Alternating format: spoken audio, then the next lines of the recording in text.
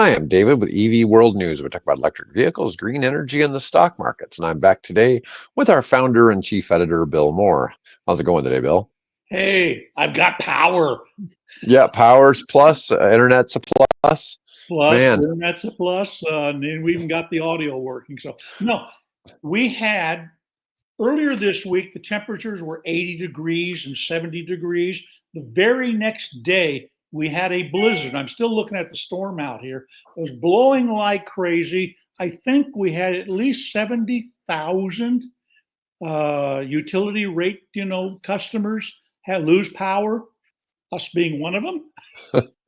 it's And it was it's going off, kind of flickering on and off all afternoon. And then finally, about 4:07, it completely stayed off, and it stayed off until about 7:30, 7:35 in the evening.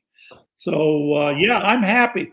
I got I went to the gym sunshine. yesterday. I Yeah. went to the gym yesterday. They had no power, so I worked out in the dark. There weren't very many of us, okay, because of how terrible the weather was Oh, yesterday. horrible. Yeah. Yeah. So we go from 2 days of 80 degrees and sunny Yeah. to it was right at freezing, but you had 50-mile-per-hour winds with 75-mile-per-hour gusts, Yes. and Yep. we had several inches of snow, but Oh, Lord before knows where it that went. though, before that we had thunderstorms, Yes. lightning, and hail. Yeah. Oh, yeah. I forgot about that. I got woken up a couple times during the night from the Yeah. hail. Yeah. Yeah. It just freak weather. But we still have a pretty good layer of snow out there. Yep. It's warmed up. It's 36 and sunny outside. Most of it's going to burn off, but that's all right. Yeah. So Okay. tell me about the rabbit story. The rep. Oh, okay. So I just this week at Dave's encouragement and frustrations with low band speed and things from the competing provider, I went over to fiber optic. And so we just got that installed Tuesday? No, Wednesday, Monday. I'm sorry. So Monday. it just came out and they installed it, on Monday. We did our show, right? Yes, Hmm. on Tuesday. That went fine.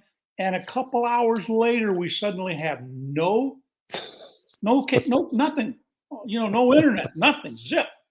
And so I go and check the boxes downstairs and things. And I go outside and I look at the cable because this is being put in temporarily until the weather improves and they can dig the trench and lay the conduit and put the cable through it. So it's all kind of temporary. So there's a portion where to get from our fence corner over to the house, it lays on the ground. Hmm. So I go out and I look, and up in the yard, near where the thing was, is we've got a couple of bunnies that inhabit our yard here, wild Hmm. rabbit.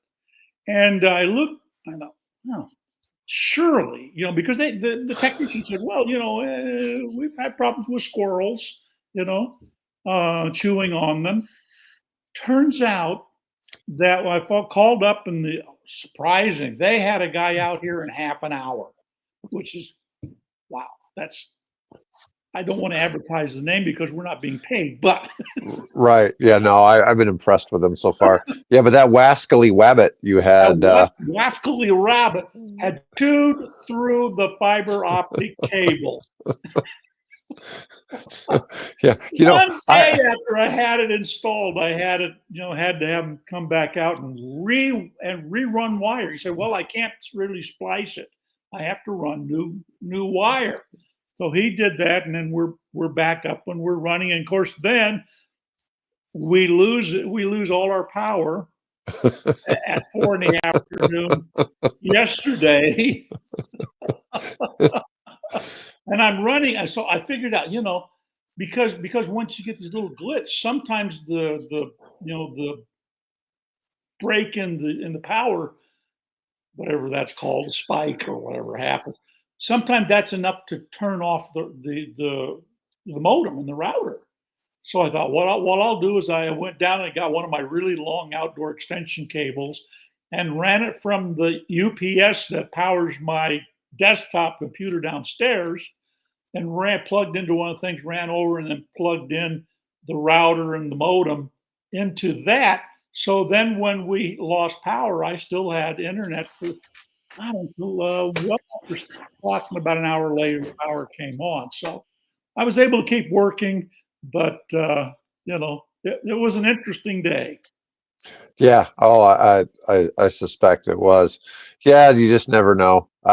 They still, I've had mine for probably a month more than you have, Oh, and they still haven't come entrenched to bury yeah, my cable yet. I've been worried that something's gonna happen like that, and at some point soon we have to start mowing the grass. So, yeah, exactly. that's Yeah, in my case, most of it runs along our, we've got a kind of a picket fence here. So they just mhm. strung it through the top rails of the picket fence, except for that portion over here by the gate. And I told him, look, just run it across the top of the gate and, I'll figure out how to get the mower in and out. I'll just take it Yeah, to the other side of the house. So, technology is making our lives easier, right? yeah, All right. exactly. So, Bill, you sent me this video talking about BYD's success as a bubble waiting to burst. I Yeah. wanted to talk about that a little bit. So, for those of you, BYD stands for Build Your Dreams. It's the really big player outside of Tesla in the EV space Yeah. worldwide. They're producing some of the cheapest mainstream mass production EVs, and they've got a lot of nice higher end models. I mean, they really have a gamut all the way from under $10,000 US to $100,000, and then they have a luxury line too. Yeah. So they're kind of hitting stuff all over the board, but they and Tesla compete for number one worldwide in EV sales numbers. And then BYD also makes plug-in hybrids, and they don't make anything else. They don't make just straight gas cars. They don't make just straight Not hybrids. anymore. No. Just plug-in hybrids and EVs. And anyways, this lady that Bill was recommending, she was talking about, so with Tesla stock declining, and at the same time, BYD, we talked about on Tuesday, has this new charging technology that they're rolling out that they say will add about 50 Mm, miles of range for every minute you charge it. right. Okay. So in 5 minutes, you could add 250 miles of range. Yeah. And on this news, the BYD stock shot up. Hmm. Now, um, Business Insider praised BYD's 5 charging technology, and it really made the stock shoot up to an all-time high. And but her theory is BYD had secured 5.6 billion in financing, and they were oversubscribed by investors. Its expansion model mirrors Evergrande, which is a real estate company that Yeah. built all kinds of empty buildings and then didn't do anything. And has Um, basically collapsed the real estate market in China. yeah. Now, I don't know about the comparison to Evergrande. So it says BYD is relying on high debt and reinvestment, posing liquidity risks. But I suspect they probably have quite a bit of cash that they sit on that, Well, for a yeah, rainy day. I don't know. Do they report that? And if they did report it, could I read it because it's in Mandarin or, I don't know. I just found her interesting. I think her name is Lai. That's all, Lai Real Talk, I think the podcast is called. And you can find a link on the website. It's probably buried down in the list of stories I posted today. But it's really it's worth a listen to. She is a fluent Chinese speaker. I Mhm. assume she's here in the U.S. because I don't know whether she can get away with doing a podcast of this nature, being in China. But it really, I found this interesting because just yesterday I came across a video, supposedly an aerial view of BYD's Guangzhou campus, right? Mhm. And it goes on for miles. It's all kinds of flat roof, assembly, looks like assembly manufacturing facilities, and then employee apartment complexes and things. And the headline to this particular video was BYD, the size of the campus is the same size as San Francisco. Whether that's true or not, I don't know. But from the aerial, and if that all they're showing is actually the BYD campus, it's huge. And of course, now they're talking about building a factory in, considering building a factory in Europe. I think they were looking at Germany. Germany. Yeah. There's talk of doing something in Mexico, although I think that's kind of been put on hold to see what's happening with relations with the U.S. and the Mexican government, and Aren't they doing something in Turkey? pardon? I think they're building in Turkey, aren't they? Yeah, and they're doing something with Turkey. So there's a lot going on, and of course, this lady's concerns is the fact that a lot of this is being financed ostensibly on supplier debt Got because it. because they'll order parts, but and they'll receive the parts from the supplier, of which I think they had like something like 9,000 suppliers, some huge number. And whereas typical business cycle to pay bills and things is about 90 days, she says the BYD cycle is over 250 days to pay that. So basically what they're doing is they're squeezing as much as they can out of the suppliers in terms of margins, and then they're not paying them for what, 9 months instead Yeah. of. Now, to put that in perspective, Walmart pays it 6 months. So if you do a deal with Walmart, you can expect to get paid 180 days. Yeah, Okay. So that's always a challenge doing business with Walmart, for instance. right. Um, you start talking 8 to 9 months, man, that's That really getting out there. I mean, you have to have a special relationship with them to be willing to go along with Yeah, yeah. that process. So Okay. basically, this expansion that they're doing is basically being done on the backs of their suppliers, and she's concerned that a lot of this is being driven by incentives from the government, and as those incentives go away, there's becomes the market begins to get smaller and smaller, and that doesn't sustain their current growth model, which is just keep expanding. So Hmm. it's really an interesting video, and certainly if you're interested in another perspective on BYD, I mean they tend to get a lot of positive spin and publicity. This 1,000 watt or 1,000 amp or what, the what is it, 500 kilowatt or 1,000 kilowatts, of energy in Hmm. 5 minutes and all that. She even points out, and she has a fairly good grasp of the chemistry here. But she even points out that is there anywhere in China where you can charge multiple cars at the same time at that rate? And you say, okay, you could probably do one car, but could you do 20 or 30 cars at a giant, supercharger station? Well, that's an argument people make already about current Tesla supercharging locations. So you want to be spread out at different ends. If there's one vehicle there, you go to one end to start with. And if the next vehicle goes, they go all the way down on the end. And the The next person other end kind is of then come in the built towards middle. the center. And you try not to be, even though the thing has two charging, it'll charge two cars. You try not to have two cars on the same one. Same one, You yeah. know, yeah. So I mean, yeah, she's not wrong, but Yeah, that doesn't mean that the technology isn't there. But if you're charging a car in 5 minutes, you're probably not having a lot of cars stacked up at the charging place either.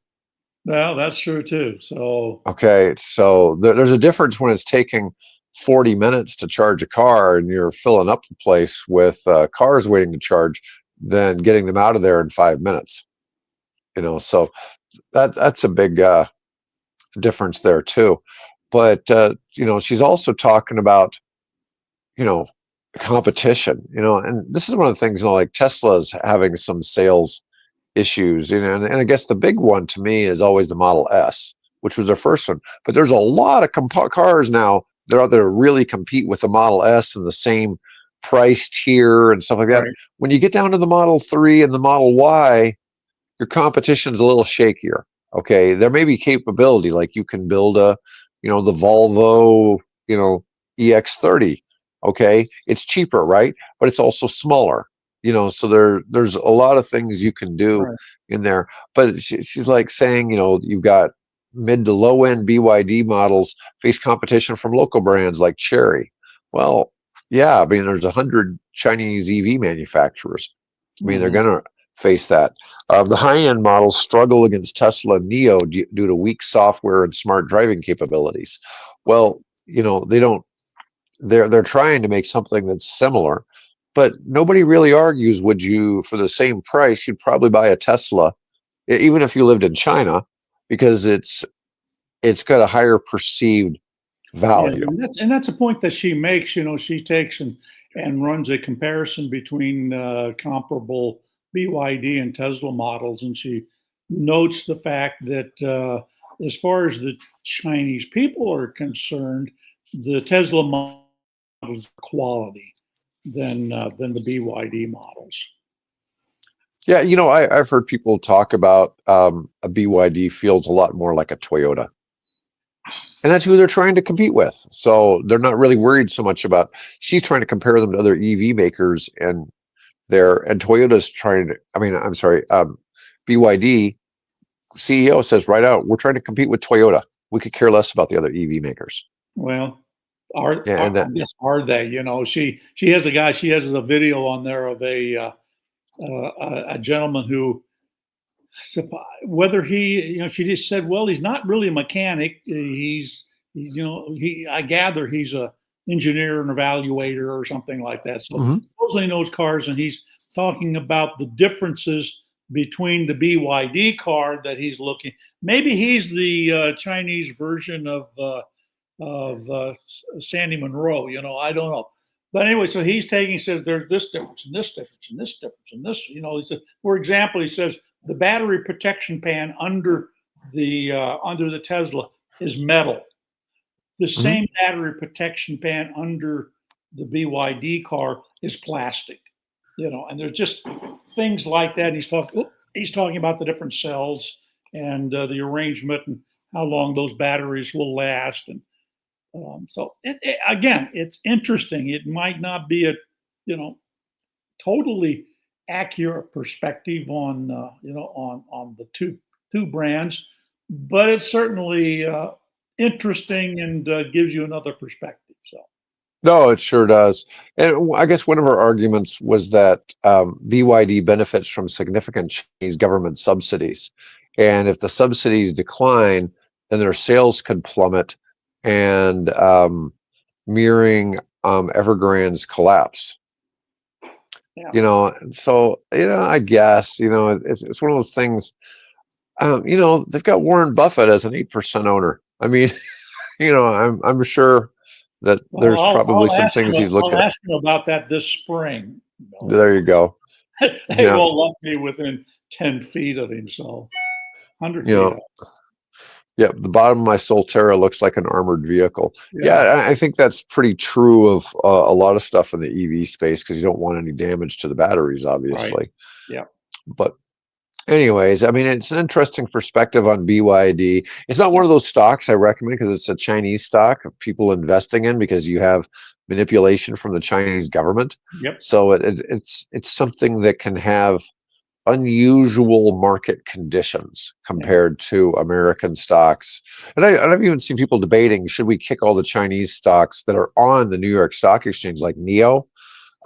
Should we kick them off so that they're not in our market because of the Chinese government manipulation of some of these things? Yeah, yeah, And it's an interesting argument. I think we could probably do without them, but at the flip side, the New York Stock Exchange seems to like having them on there. So I who knows what's going on there. All right, let's go to what everybody in attendance is probably waiting on. They want to know what the oldest electric vehicle was. Okay, so I saw you yeah. had this in the list, but during the 19th century, some pioneers like Carl Benz, Hmm. Gottlieb Daimler, Samuel Brown, Jean-Joseph Etienne Lenoir, and others harvested the fruits of the Industrial Revolution, creating vehicles powered by steam and internal combustion. However, one of the first practical cars ever invented, Benz's motor wagon, which took its first public test drive in Mannheim, Germany in 1886. So before that, steam had been a viable power source in locomotion, and internal combustion, of course, dominated in the 20th century. Right. But long before that, there were some EVs. And let's see what it gives for the entrance. So the Well, 19th century, kind of the start. The yeah, first electric motor was 1837. yeah, it's interesting that this particular article goes through the various stages of pieces of the technology that are finally brought together. They start in the early, well, if you include Ben Franklin, even before the 19th century, so 17th century. But coming forward, most of that stuff began to be developed in the early half of the 19th century. And then we get to Germany and a gentleman, okay, now, Andreas Flocken. yeah, Andreas Flocken. Andreas Flocken down in Bavaria is the first person to actually take and tie this all together into an electrowagen. Yep, It's the yep. progenitor of the Volkswagen. In this case, it's the electrowagen. This is kind of the early prototype of that vehicle that he drove through Kurburg in 1888. 1888. And then there's that one right there, which is kind of the production model of it, which was, of course, more like an actual carriage. But the thing that the article pointed out, which I thought was kind of interesting, was the fact that this is the age of steam. And so the reporter who reported for the local Kurburg paper, said that he was working on a steam-powered automobile, when in fact he wasn't. He was working on an EV, an electrically powered electric vehicle. So when this thing comes out and takes to the streets of Coburg, there's no hiss, whine, steam, no clanking, things like that. It's just quiet electric. But the other thing is interesting is that he took it out and he drove it across the country to another town nearby, about 15 miles away. And he ran out of charge in his battery. Case, the very first case of range anxiety. Well, based on the design, I'm pretty sure I noticed on the front it still had the traditional spots to hitch up a horse. Oh yeah, exactly. You just So, took bought a carriage maybe from a local carriage maker or whatever, and said, "No, I don't need the horse. I've got a electric motor and some batteries." In fact, I think that earlier photograph you have shows the box on the front of the vehicle where the batteries are. I'm guessing that's what those were, where the batteries are located. yeah, it had a 15-mile range. Pardon? It had a 15-mile range. Yeah, 15-mile range, yeah. But it could achieve a max speed of 9. Exactly. Yeah. Now, what I wonder, see, if it still is a carriage, does it have a tongue, out there where you could hook the horse to and towing back to Korsberg? I don't know. How did he get it back? Or did he find some way to charge the battery there in the neighboring town? Yeah, let's see. They've got some more. So the EV trend took off. Yeah, so it makes you wonder, EV's just a fad this time around? Yeah. Yeah. Well, Yeah. that's Edison's vehicle. Yeah, Edison so was working on the battery side of this thing, and I think you could go about 30 to 40 miles a day on a horse. So, Edison advertised the fact that this was a 100-mile battery. huh. That his iron battery could take. He was collaborating with Henry Ford. So Thomas Yeah. Edison. Sorry, Tom's saying Thomas Edison is working on the battery, and Ford was, of course, working on the car itself. Oh, here was the original Roadster. You got a picture of it? Yeah, they actually have the Henry Ford's original quadricycle. Yeah, no, that's the French one. That's the one For that broke the 100 kilometer an hour speed in what, like 1906 or something like that. Maybe oh even Lord. at 1900. Um, oh no, this was 1899. It was the fastest Yeah, car in the world. 1899. Yeah, yeah, Um, yeah, it was really hard to find charging stations back then. yep. Yeah, so it's kind of wild to see that. Um, Looks like a Cybertruck. I actually thought it looks like a bullet, and that's actually, that was it. First early, efforts at aerodynamics, as a matter of fact. you know what's funny about that? They're saying that at the time, recharging a lead acid battery cost about 20 cents per kilowatt. It only is like here in Nebraska, it's only 12. Yeah, Yeah, yeah. At a time when gasoline only cost 5 cents. So um, electricity hasn't changed much in the last 100 years, but gas sure has. Ask any consumer which they preferred, and you would likely got. This is kind of like back then. It was a difference between electric and hydrogen. You know, yeah. uh, so much cheaper to do gas. Um, it's just kind of fascinating to see that there was the Flocken Electrowagen. Mm-hmm. Yep. Flocken You know, Electrowagen. Yeah. oh joy! Good for All him, right. man. I love it. Oh man.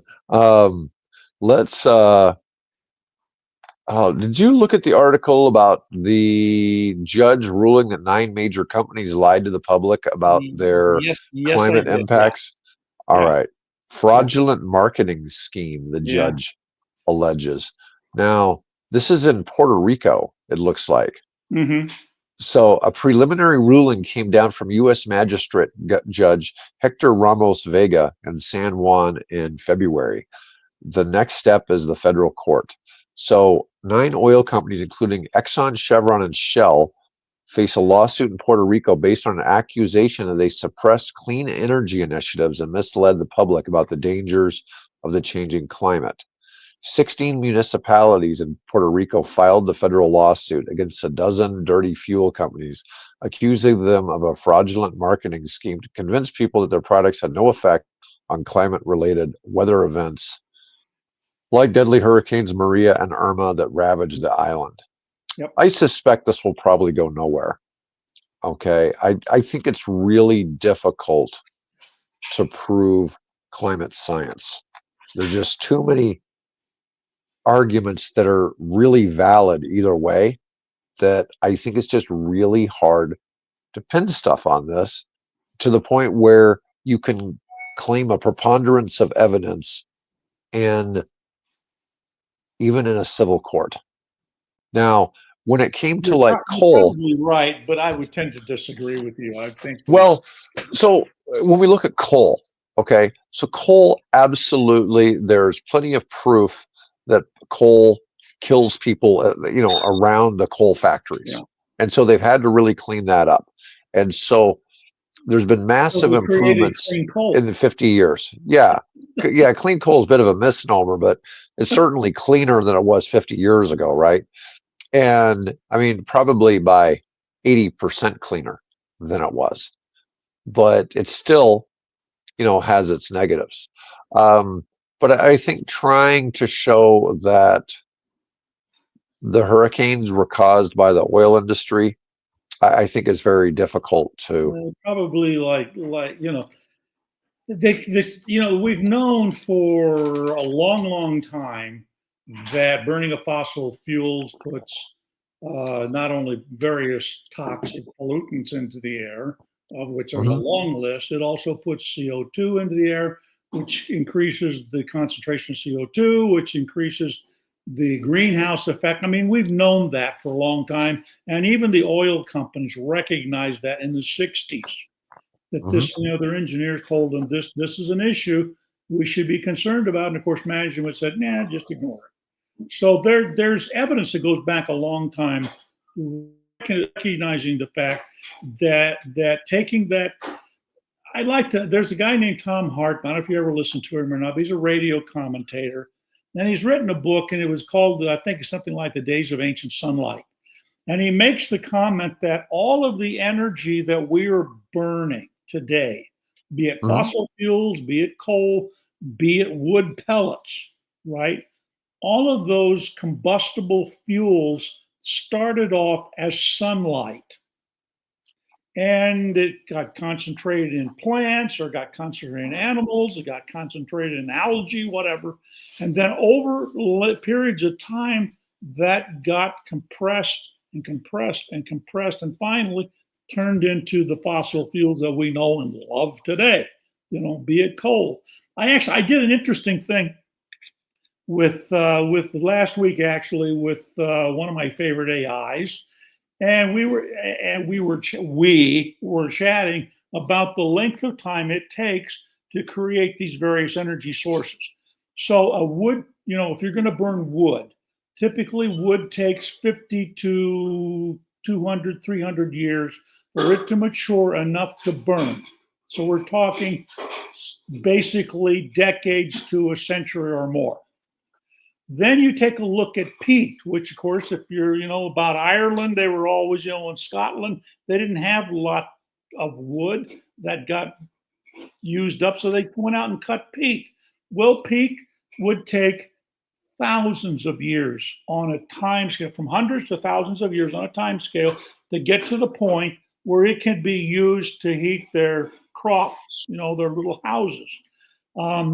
So then the next step is that peat gets compressed and compressed and compressed down to what? Coal. And that takes millions of years to happen.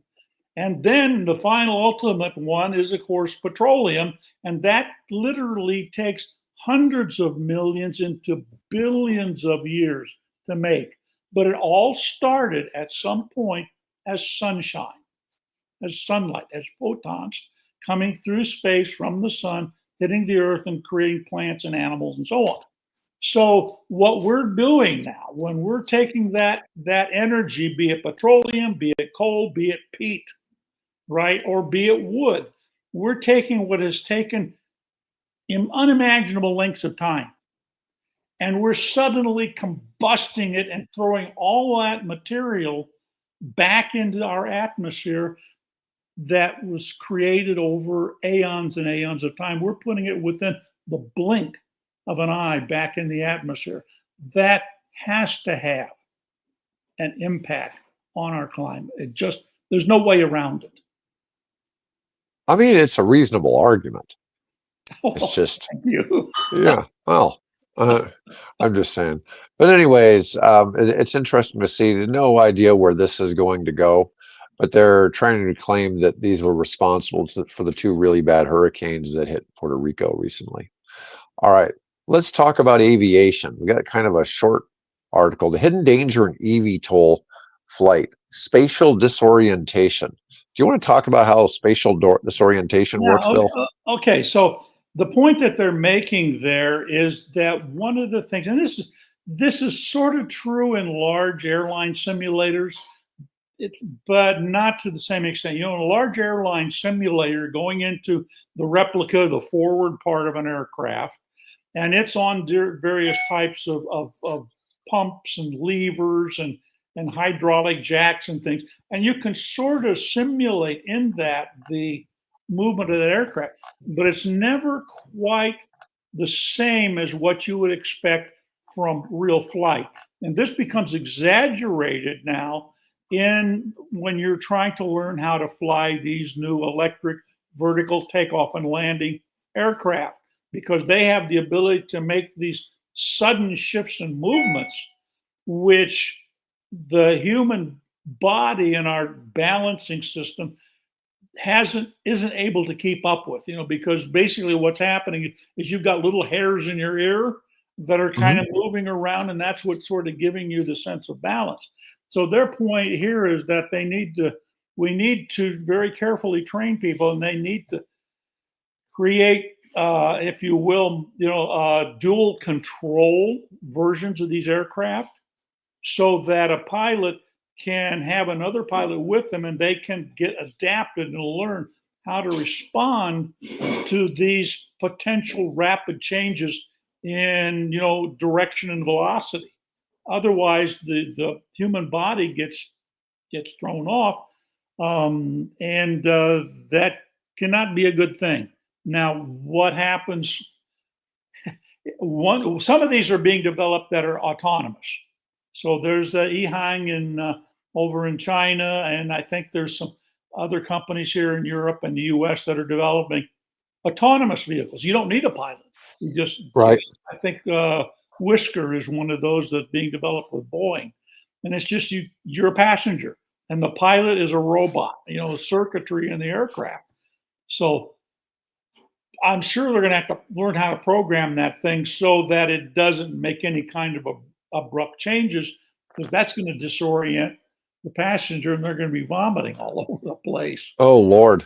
Yeah. Yeah. So motion sickness. Yeah. So this is just bring this up because, we've got these air taxis that are being developed, for markets that they hope exist. I mean, the latest is, which one is it now?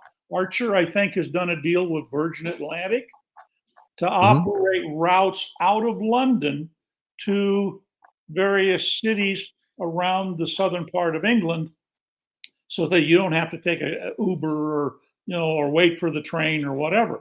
So you've got that happening, and we just want pilots to be able to be experienced enough to be able to handle and know what to expect if those changes come about, so they don't get disoriented. Are robot fighter planes already better than ace pilots in dogfighting? Well, I don't know. I mean, the problem is dogfighting doesn't really exist anymore. So in modern aerial combat, you shoot missiles from 50 miles away or 100 miles away, and you don't ever get that close. So that's in theory that was supposed to happen in Vietnam, right? The original F-4 Phantoms didn't have guns, and but some of them did, because one of my friends flew an F-4, and I think he shot down a MiG with guns. Yeah, there were instances where they had aerial dogfights in Vietnam, and they had to use whatever, Gatling guns or Yeah, cannon. I was listening to that TV show Aces that was on the History Channel or something like that, and I wasn't watching, and I heard a voice, and I'm like, man, that sounds familiar. I looked around, I knew the guy that was on the screen. It was one of my tennis friends, but he had shot down 2 MiGs over Vietnam. Yeah, and he one of them was a MiG-21, and the North Vietnamese only had something like 19 or 20 of those. So the fact that he got one of them was a pretty big deal. But I think the other one was probably an older MiG of some sort. But they used to run little tricks where they'd make it look like the B-52s went out by themselves, and they'd hide somewhere, so that they could, because the MiGs would only come out if it didn't look like they had fighter escort. Yeah, I just watched I think it was like an hour-long YouTube video here. Was it yesterday when we were getting all the snow and stuff like that, on the P-80 Shooting Star, the history of the P-80 Shooting Star, and that was the first jet aircraft to see aerial combat in Korea. And of course, that was subsequently replaced because it had its ways it could deal with MiGs, but the MiGs were just far superior to them. And of course, didn't the P-80, wasn't that one invented? It was invented in World War II. Oh, it was, yeah. It actually did the very first flight in, I think it was 1944. So yeah, I remember, because they sent some to Europe and they all crashed. There were 4. There were 2 sent to England. There were 2 sent to Italy. Of the 3 that were there, the only one that survived to come back to the U.S. was one of the ones out of Italy. The others had various mishaps, and So there's only 4 that they sent over, because that's all that at that point in time, that was the inventory. Those were all prototype development aircraft, and Hap Arnold said, "Hey, we need them in Europe because our pilots are being, we're being outclassed by the Messerschmitt ME, 262. So Yeah, the thing is, at the end of the war, the P-47M version was almost as fast as an ME-262 because they tuned some of those up so they'd go over 500 miles per hour. there's a photograph in this video where there are two of those P-80s flying in formation with two P-47s. Yeah. Yeah, yeah. So I mean, that was almost the same. I wouldn't doubt that about in a dogfight type maneuvering situation that the AI might be able to figure out how to outfly a human, and a lot of that would probably be because the human is dealing with G forces and the AI would not. And so, there's probably something to that. But, like I And the said, now ability that's to, not the thing so much. yeah, and the ability to basically process much more data in a extremely short amount of time, Yes. and react, and then have the aircraft react to that. So yeah, I could see that happening. Although I'm sure there are probably things where the human intuition would end up being superior to the programming in the aircraft or in the bot. So I don't know. Um, I really all don't right. want to see that. You know, there. Oh, I don't know if you've seen the latest.